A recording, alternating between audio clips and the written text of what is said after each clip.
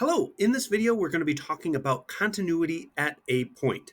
What continuity means is that the limit of the function is matching up with what the function is actually doing at that point. So to find out if a function is continuous at a point, you first need to find the limit. Make sure you check both directions. You want to figure out what the value of the function is at that point, and you want to make sure that those two values are equal, which sounds like a lot of steps, but when could it break down?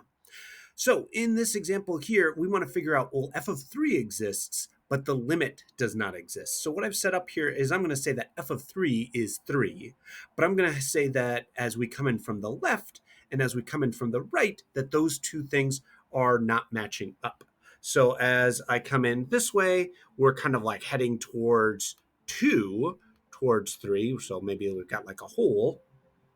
And as we move in this other direction, then it's more heading towards 1. So they could be flat or they could be slanted, they could be curved. But here, the limit isn't quite doing, we don't even have a limit. It isn't doing what the function is doing. Two things aren't matching up. In this example, we want to figure out what's going on in terms of continuity right at 3. So as we come in on this direction, coming in from the right, C being 3, we see that we're heading towards 1. Great.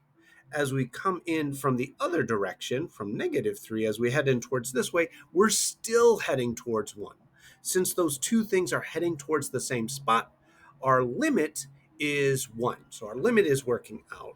But what is f of 3? Oh, that is also 1. Since the limit and what the function is doing is matching up, we know that that point is continuous. Since we can apply that same sort of logic on all of the numbers along this line, we can say that f is continuous. All the points work from -infinity to infinity, or all real numbers. In this example, we want to check for that continuity where c is -2. So first thing we check as we come in from the right. So as we come in from the right on that function, this function is heading towards -2. Then we check what's going on as we come in from the left. So as we head down here, we're again heading towards -2. So in terms of that limit, yeah, our limit is working out.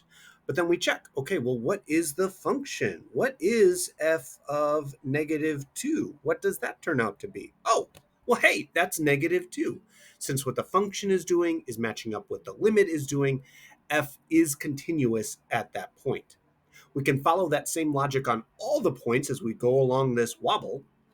And since all of them are going to work out, I don't see any funny business going on, we can say f of x is continuous from -infinity to infinity, or f of x is continuous on all real numbers, or even f of x is a continuous function.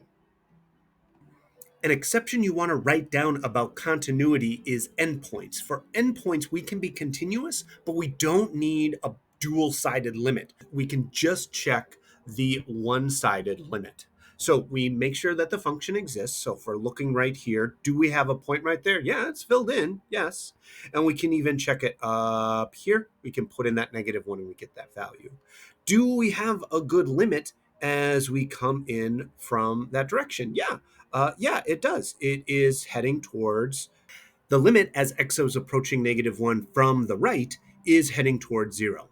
Do those two things match up? Yeah, that limit is 0 and the value of f of -1 is also 0. So this is also yes.